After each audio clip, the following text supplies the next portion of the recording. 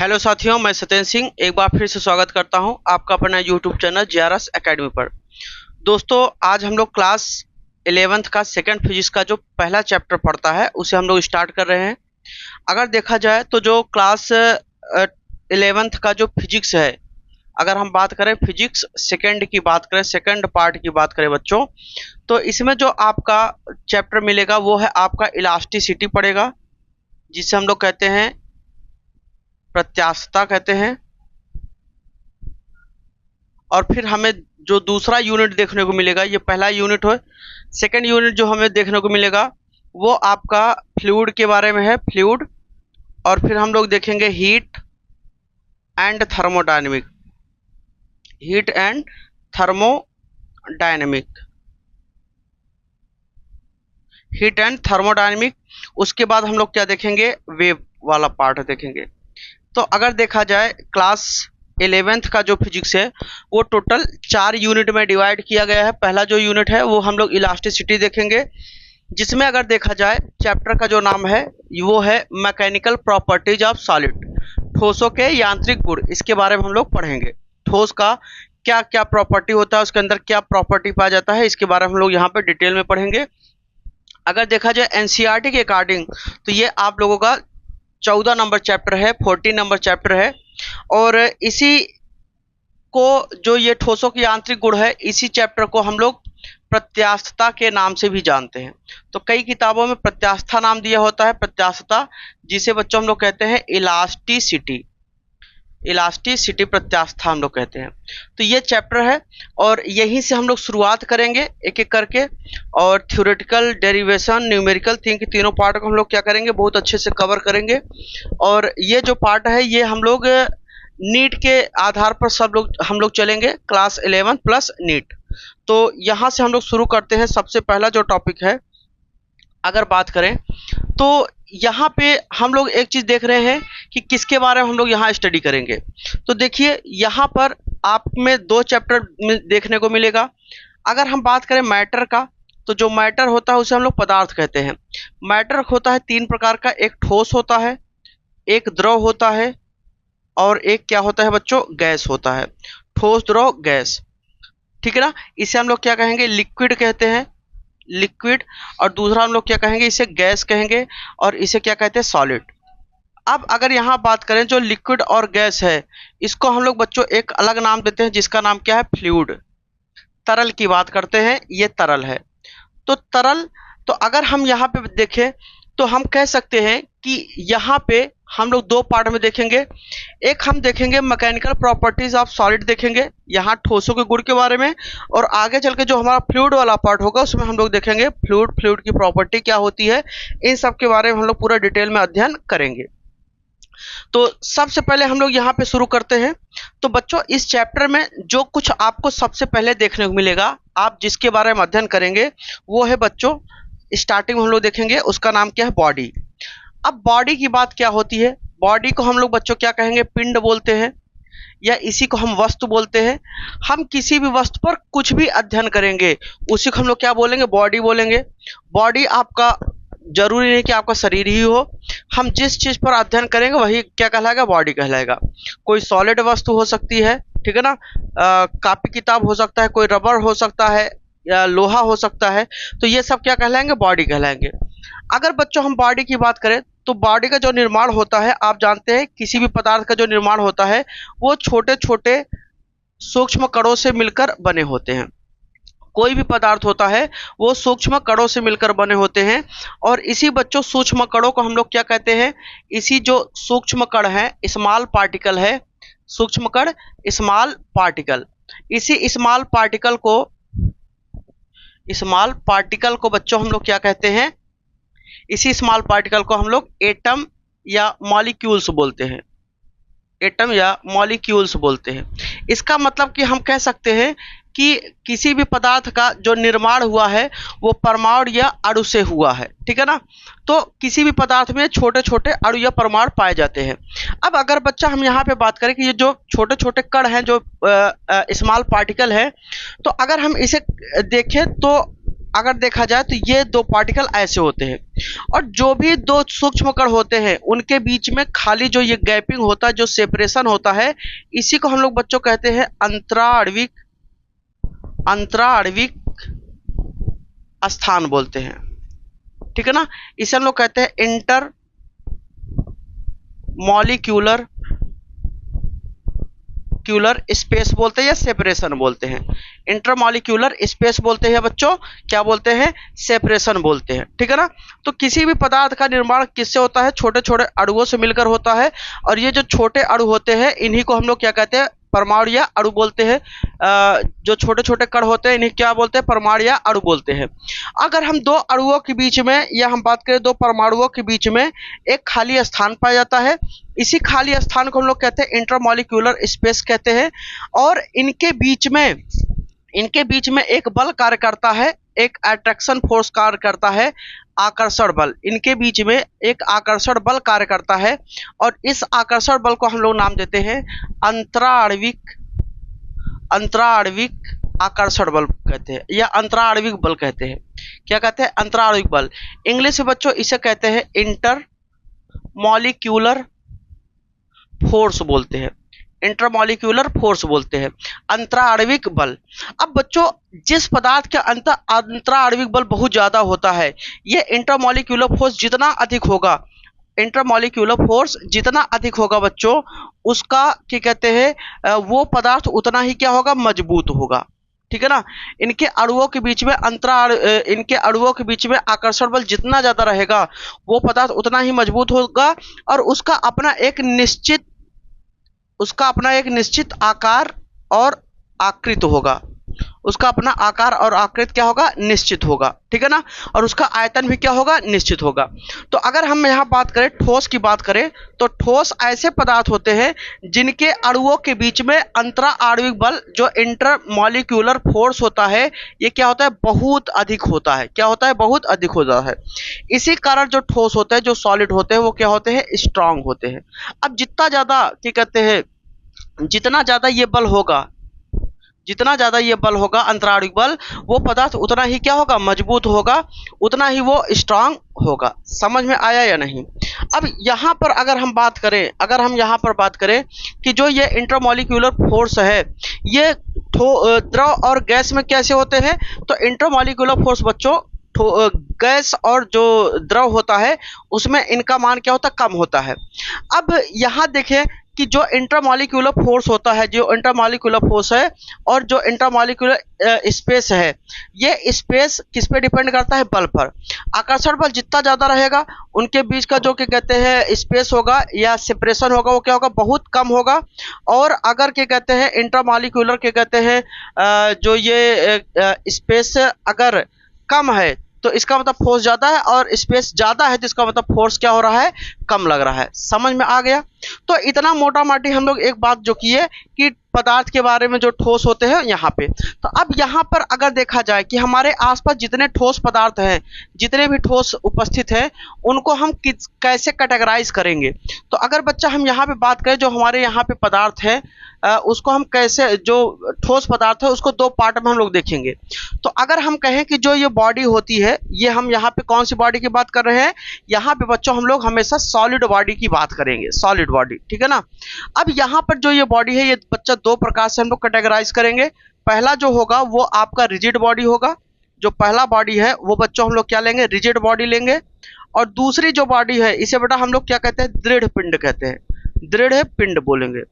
ये बच्चा क्या होगा, दृढ़ पिंड होगा, रिजिड बॉडी। और दूसरा बच्चों क्या हो जाएगा, एक फ्लेक्सिबल बॉडी होगी, एक फ्लेक्सिबल बॉडी होगी। ये आपका क्या हो जाएगा, लचीला पिंड। क्या होगा, लचीला पिंड हो जाएगा। तो यहाँ पर जो बॉडी होता है बच्चों वो दो प्रकार का होता है, एक रिजिड बॉडी होती है और एक फ्लेक्सिबल बॉडी होती है। एक दृढ़ पिंड होता है और एक फ्लेक्सिबल लचीला पिंड होता है। ठीक है ना। अब हम कैसे इसे डिफाइन करेंगे, कैसे इसे डिफाइन करेंगे? तो देखिए बच्चा, अब जैसे हमने कहा कि कोई भी पदार्थ है वो छोटे छोटे अणुओं से मिलकर बना होता है या परमाणुओं से मिलकर बना होता है, सूक्ष्म कणों से मिलकर बना है। अब क्या करेंगे, जब हम इस पर बल लगाते हैं बच्चा, मान लो ये एक पदार्थ है, ऐसे है, उसके अणु ऐसे हैं, जब इस पर हम क्या करते हैं, एक बल लगाते हैं, तो जो ये पदार्थ के अणु होते हैं ये अपने स्थान को क्या कर देते हैं, छोड़ देते हैं। जो यहाँ पर ये था ये इधर चला गया, ये वाला इसके नीचे आ गया, ये वाला इसके नीचे आ गया, ये वाला इसके नीचे, और जो ये सबसे आगे था वो आगे बढ़ गया। ठीक है ना? ऐसे क्या होता है कि जब भी हम किसी पदार्थ पे बल लगाते हैं तो उनके जो अणु होते हैं, जो एटम होते हैं, वो अपने स्थान को क्या कर देते हैं, चेंज कर देते हैं। तो अगर हम किसी वस्तु पर बल लगाते हैं और उनके जो मॉलिक्यूल हैं वो अपने स्थान को क्या कर देते हैं, छोड़ देते हैं, अपने स्थान को चेंज कर देते हैं, जो एटम होते हैं या सूक्ष्म कण होते हैं, तो ऐसे पिंड को हम लोग क्या कहेंगे कि कहते हैं फ्लेक्सिबल बॉडी। लेकिन ऐसे पिंड, ऐसी बॉडी जिस पर हम बल लगाए और उनके अणुओं के बीच स्थान परिवर्तन ना हो, तो उसे बच्चा हम लोग क्या कहेंगे, उसे हम लोग कहेंगे रिजिड बॉडी कहेंगे। तो हम लोग यहाँ पर देखेंगे कि रिजिड बॉडी क्या होता है। तो बच्चा अगर हम इसकी परिभाषा लिखे, ऐसा पिंड, ऐसा पिंड जिस पर बल लगाने से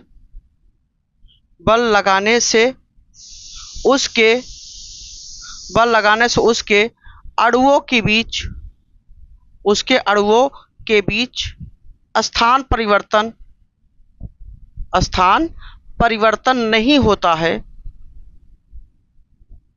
नहीं होता है, उसे रिजिड बॉडी कहते हैं, रिजिड बॉडी या दृढ़ पिंड कहते हैं। ठीक है बच्चा? तो कोई भी पदार्थ है अगर हम उस पर क्या करें, बल लगाएं और उनके अणुओं के बीच में कोई स्थान परिवर्तन ना हो, तो ऐसे पिंड को हम लोग बच्चा क्या कहेंगे, रिजिड बॉडी कहेंगे। ठीक है ना? अब बच्चा यहाँ पे हम लोग क्या करते हैं, दूसरे पिंड को देखते हैं। दूसरा पिंड क्या होता है, लचीला पिंड क्या होता है? तो बच्चा हम कह सकते हैं कि ऐसा पिंड जिस पर बल लगाने से उसके अणुओं के बीच स्थान परिवर्तन होता है। ठीक है ना? तो उसे हम लोग क्या कहेंगे, फ्लेक्सिबल बॉडी। तो हम यहाँ इसकी परिभाषा बच्चा लिखेंगे कि ऐसा पिंड जिस पर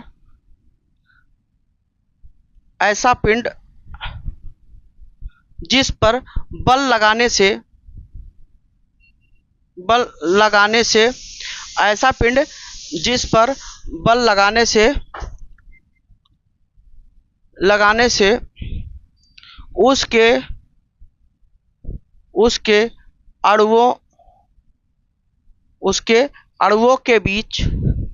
उसके अणुओं के बीच स्थान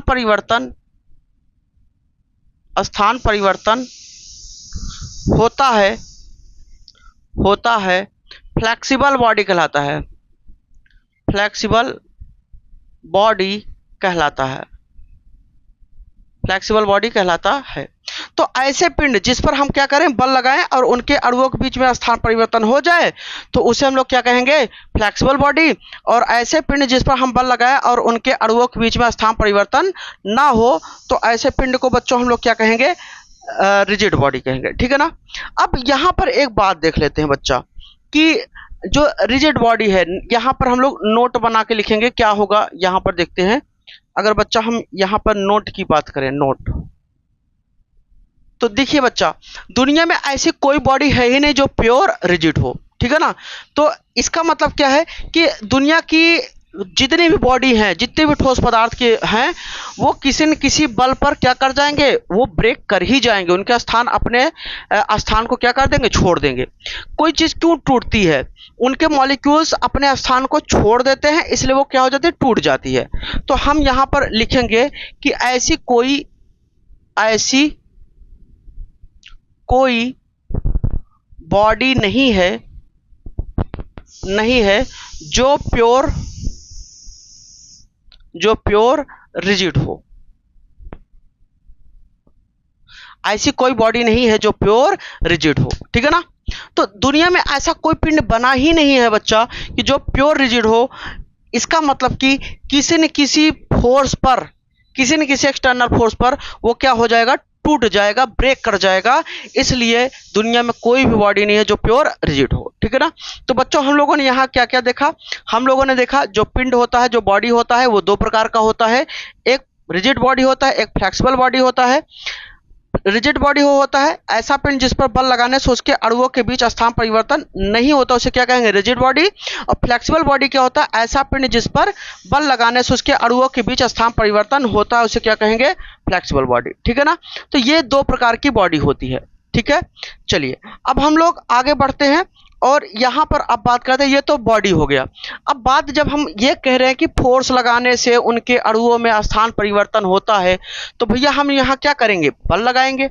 तो जब भी किसी वस्तु पर हम बल लगाते हैं तो उस बल को हम लोग क्या कहते हैं, बाह्य बल कहते हैं। क्या कहते हैं, बाह्य बल। तो बच्चा अगर हम यहाँ पे बात करें बल के बारे में, बल के बारे में, तो जब भी हम किसी वस्तु पर क्या करते हैं बच्चा, बल लगाते हैं, जब हम फोर्स लगाते हैं किसी वस्तु पर फोर्स लगाते हैं तो उसी फोर्स को हम कहते हैं एक्सटर्नल फोर्स बोलते हैं। क्या बोलते हैं, एक्सटर्नल फोर्स। जब भी हम किसी वस्तु पर बल लगाते हैं उसे हम लोग क्या कहते हैं, एक्सटर्नल फोर्स कहते हैं। हिंदी बच्चा इसे क्या कहते हैं, बाह्य बल कहते हैं। क्या कहेंगे, बाह्य बल, एक्सटर्नल फोर्स।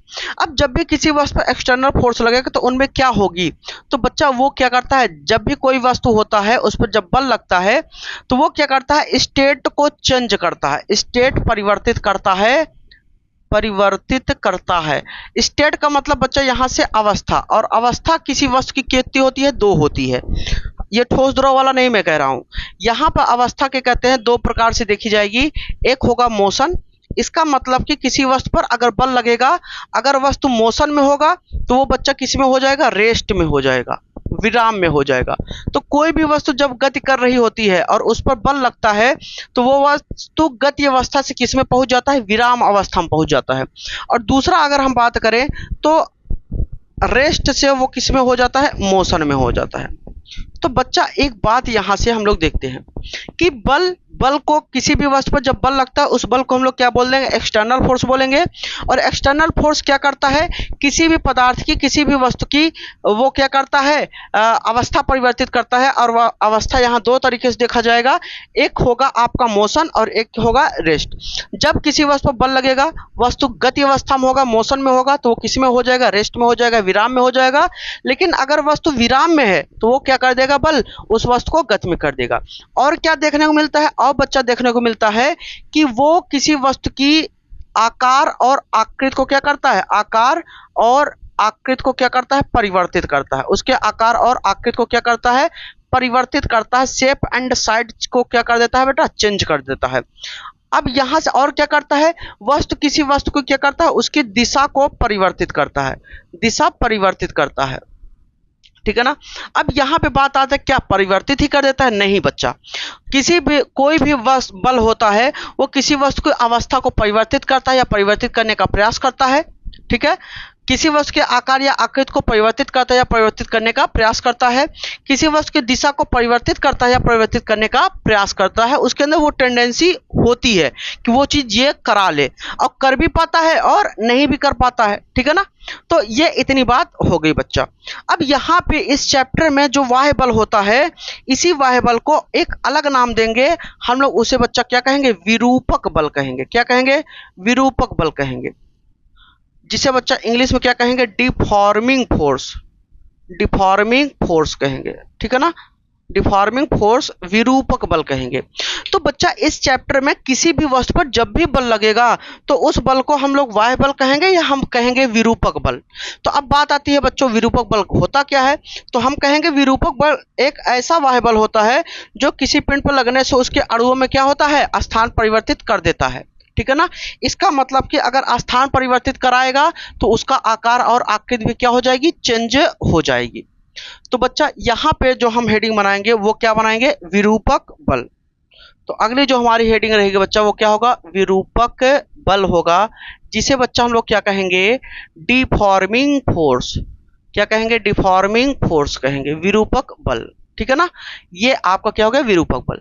तो विरूपक बल की अगर हम परिभाषा कहें तो ये क्या होगा, तो हम लोग कहेंगे विरूपक बल, विरूपक बल, डिफॉर्मिंग फोर्स एक ऐसा बाह्य बल है, एक ऐसा बाह्य बल है, विरूपक बल एक ऐसा बाह्य बल है जो किसी पिंड पर पिंड या बॉडी पर लगाने से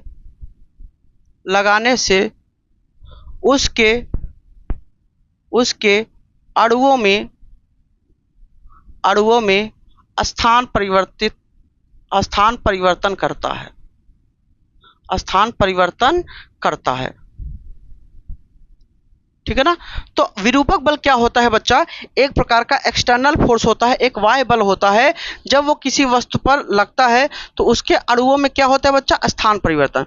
अब बात आती है कि स्थान परिवर्तन होगा तो क्या होगा, तो बच्चा जब भी स्थान परिवर्तन होगा तो उसका आकार या उसकी आकृति क्या हो जाएगी, परिवर्तित हो जाएगी। तो हम कह सकते हैं कि जो विरूपक बल होता है, जो डिफॉर्मिंग फोर्स होता है, वो किसी वस्तु की क्या करता है, आकार या आकृति को क्या करता है, परिवर्तित करता है। ठीक है ना। तो अगर बच्चा हम यहाँ कहें विरूपक बल क्या है, तो विरूपक बल एक ऐसा बाह्य बल होता है जो किसी पिंड पर लगाने से उसके अणुओं में स्थान परिवर्तन करता है। ठीक है ना। स्थान परिवर्तन जब होगा अणुओं के बीच में तो उसका आकार या आकृति क्या हो जाएगा बच्चा, बदल जाएगा, परिवर्तित हो जाएगा। तो ये बच्चा क्या हो गया, विरूपक बल हो गया। ठीक है ना। अब यहाँ पर जो हम लोग अगला टॉपिक देखेंगे कि जो डिफॉर्मिंग फोर्स है, विरूपक बल है, ये कितने प्रकार का होता है। ठीक है ना। अगर हम यहाँ पे कहें कि जो विरूपक बल है, जो डिफॉर्मिंग फोर्स है, ये कितने प्रकार का बच्चा होता है, तो यहाँ देखेंगे डिफॉर्मिंग फोर्स। अच्छा यही देख लेते हैं, ये इसका परिभाषा हो गया। तो जो विरूपक बल है इसको हम दो प्रकार से कैटेगराइज करेंगे। बल लगाने के आधार पर दो तरीके से हम लोग यहाँ कैटेगराइज करेंगे। पहला होगा वो होगा नॉर्मल फोर्स।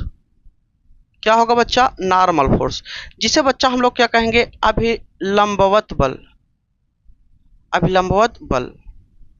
ठीक है ना, नॉर्मल फोर्स। और दूसरा जो होगा वो बच्चा क्या होगा, वो होगा शियर फोर्स या टेंजेंशियल फोर्स। टेंजेंशियल या शियर फोर्स। टेंजेंशियल फोर्स या बच्चा इसी को हम लोग क्या कहेंगे, शियर फोर्स कहेंगे। शियर फोर्स, हिंदी में इसे बच्चा अपरूपक बल कहते हैं। अपरूपक बल कहते हैं शियर फोर्स। और टेंजेंशियल फोर्स को बच्चा हम लोग क्या कहते हैं, स्पर्शी बल। स्पर्शी बल, टेंजेंशियल फोर्स, स्पर्शी बल। तो बच्चा जो विरूपक बल होता है वो दो प्रकार का होता है, एक नॉर्मल फोर्स होता है और एक टेंजेंशियल फोर्स होता है। अब बात आती है कि जो नॉर्मल फोर्स होता क्या है, तो ध्यान दीजिएगा बच्चा।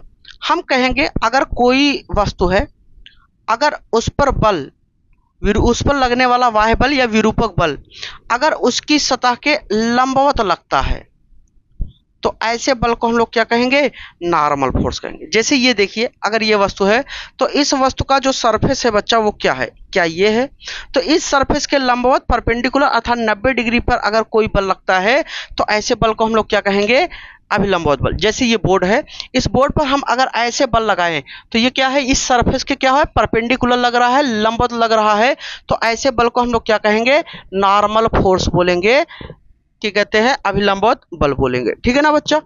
दूसरा यहाँ देखेंगे कि टेंजेंशियल फोर्स क्या होता है, तो टेंजेंशियल फोर्स किसी वस्तु के सतह के समांतर, जैसे ये वस्तु का ये सतह है, ये सतह है, तो इस सतह के अगर समांतर बल लगता है, ऐसे बच्चा ऐसे बल लगता है तो इस बल को हम लोग नाम क्या कहेंगे, शियर फोर्स या टेंजेंशियल फोर्स। जैसे ये बोर्ड है, अब बोर्ड के ऐसे अगर समांतर बल लग रहा है, हमारा हाथ लगा रहा है, तो ये बच्चा क्या हो जाएगा, शियर फोर्स हो जाएगा। तो अगर बच्चा विरूपक बल की हम बात करें, डिफॉर्मिंग फोर्स की बात करें, तो ये आपका नॉर्मल फोर्स और दूसरा टेंजेंशियल फोर्स होता है। अब जो टेंजेंशियल फोर्स होता है उसी फोर्स को हम लोग क्या कहते हैं, शियर फोर्स कहते हैं। शियर फोर्स क्या होता है, सतह के समांतर कार्य करता है। और यहाँ जो नॉर्मल फोर्स है अर्थात अभिलंबवत बल, ये सतह के हमेशा क्या होता है, परपेंडिकुलर कार्य करता है। समझ गए ना, सतह क्या होगा, ये हमेशा लंबवत कार्य करता है। अब बात करते हैं इसकी परिभाषा, बच्चा लिख लेते हैं। तो हम यहाँ लिखेंगे कि ऐसा बल जो किसी वस्तु की सतह के लंबवत कार्य करता है उस बल को नॉर्मल फोर्स कहते हैं। तो हम ऐसे लिखेंगे, ऐसा बल जो किसी वस्तु की जो किसी वस्तु की सतह के लंबवत कार्य करता है, लंबवत कार्य करता है, उस बल को नॉर्मल फोर्स कहते हैं, नॉर्मल फोर्स कहते हैं। ठीक है ना, अभी लंबवत बल कहते हैं, नॉर्मल फोर्स कहते हैं। अब बात आती है बच्चा किसका, शियर फोर्स का। ठीक है ना, तो हम कहेंगे ऐसा बल जो किसी वस्तु की सतह के, यहां पर ऐसा बल जो किसी वस्तु की सतह के, किसी वस्तु की सतह के समांतर, इसका मतलब बच्चों पैरेलल कार्य करता है, अपरूपक बल कहलाता है।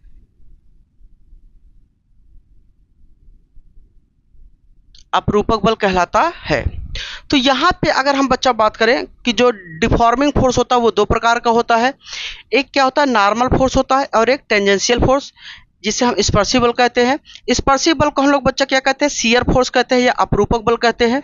अपरूपक बल वह बल होता है जो किसी वस्तु के सतह के समांतर कार्य करता है, तो उस बल को हम लोग क्या कहेंगे, अपरूपक बल कहेंगे। और यहाँ पर जो अभिलंबवत बल होता है, ऐसा बल जो किसी वस्तु की सतह के परपेंडिकुलर लंबवत कार्य करता है, तो उस बल को बच्चा हम लोग क्या कहते हैं, नॉर्मल फोर्स कहते हैं। ठीक है, तो ये इतनी बात हो गई। तो यहां से जो विरूपक बल था वो हम लोग दो प्रकार का देख लिए। एक आपका क्या हो गया, नॉर्मल फोर्स, और एक क्या हो गया, शियर फोर्स। ठीक है ना बच्चा, इतना समझ में आ गया। अब हम लोग आगे बात करते हैं कि जो ये फोर्स होता है वो कितने, जो नॉर्मल फोर्स होता है वो कितने प्रकार से कैटेगराइज करते हैं। तो बच्चा अगर हम यहाँ पर नॉर्मल फोर्स की बात करें तो देखिए, नॉर्मल फोर्स क्या होता है, वो सतह के हमेशा लंबवत लगता है, परपेंडिकुलर कार्य करता है। तो जब भी किसी वस्तु की सतह पर कोई बल कार्य करेगा तो वो दो तरीके से कार्य करेगा।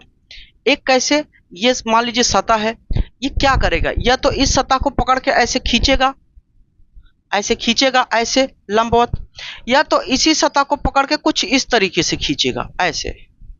तो दोनों के कंडीशन में ये क्या कर रहा है, खींच रहा है, लेकिन जो बल लग रहा है वो हमेशा लंबवत ही लग रहा है। या फिर ये क्या करेगा, ये किसी वस्तु की सतह को क्या करेगा, ऐसे दबाएगा,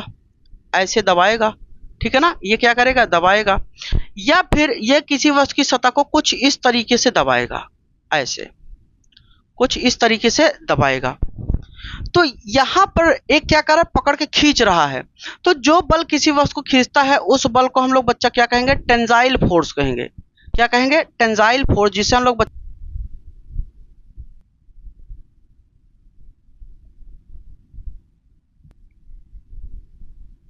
तो बच्चा ये किसको बताएगा, बढ़ने को बताएगा। ठीक है, तो अगर किसी वस्तु पर, अगर हम यहाँ बात करें जो नॉर्मल फोर्स है वो दो प्रकार का, एक टेंजाइल फोर्स और एक कंप्रेसिव फोर्स। तो जब भी किसी वस्तु पर टेंजाइल फोर्स लगेगा, तना बल लगेगा, तो वो किसी वस्तु की लंबाई को क्या करेगा, बढ़ाएगा। बच्चा जब भी किसी वस्तु की लंबाई बढ़ती है तो उसकी जो चौड़ाई होती है, जो विड्थ होता है, वो क्या हो जाता है, कम हो जाता है। तो यहाँ बच्चा हम बात करेंगे कि ये विड्थ को क्या करेगा, जो चौड़ाई है उसको क्या करेगा, घटाएगा। तो लंबाई अगर बढ़ाएगा तो उसकी चौड़ाई क्या करेगा, घटाएगा। लेकिन बच्चा जो कंप्रेसिव फोर्स होता है, अगर इसमें हम देखें तो ये क्या होता है, कंप्रेसिव फोर्स किसी वस्तु की सतह को ऐसे दबाता है। जब ये दबाएगा तो इसकी लंबाई क्या होगी, कम होगी। तो जब भी किसी वस्तु पर कंप्रेसिव फोर्स लगेगा बच्चा, तो उसकी लंबाई क्या हो जाएगी, कम हो जाएगी। बट जो चौड़ाई होगी, जो विड्थ होगा बच्चा, वो क्या हो जाएगा, वो बढ़ जाएगा। ठीक है ना। तो अगर बच्चा हम नॉर्मल फोर्स की बात करें, नॉर्मल फोर्स क्या होता है, तो नॉर्मल फोर्स दो प्रकार का होता है, एक टेंजाइल फोर्स होता है, एक कंप्रेसिव फोर्स। टेंजाइल फोर्स हमेशा लंबाई के अलोंग लगता है, पकड़ के लंबाई को खींचता है, और जब खींचेगा तो लंबाई बढ़ेगी। अगर किसी वस्तु की लंबाई बढ़ती है तो उसकी चौड़ाई क्या हो जाती है, कम हो जाती है। लेकिन कंप्रेसिव फोर्स में वो क्या करता है, वो दबाता है लंबाई को, इसका मतलब लंबाई क्या होगी, घटेगी। और किसी वस्तु की जब लंबाई घटती है, डिक्रीज होती है, तो उसका जो विड्थ होता है वो बच्चों क्या हो जाता है, बढ़ जाता है। ठीक है ना। तो उम्मीद करता हूँ ये टॉपिक आपको समझ में आया होगा। कैसा समझ में आया आप ज़रूर बताएं, अपनी राय व्यक्त करें। आपको ये वीडियो कैसा लगा? अगर चैनल पे नए हैं तो आप ज़रूर सब्सक्राइब करिएगा, बेल को ऑन कर लीजिएगा ताकि जब भी हम वीडियो डालें तो वो आप तक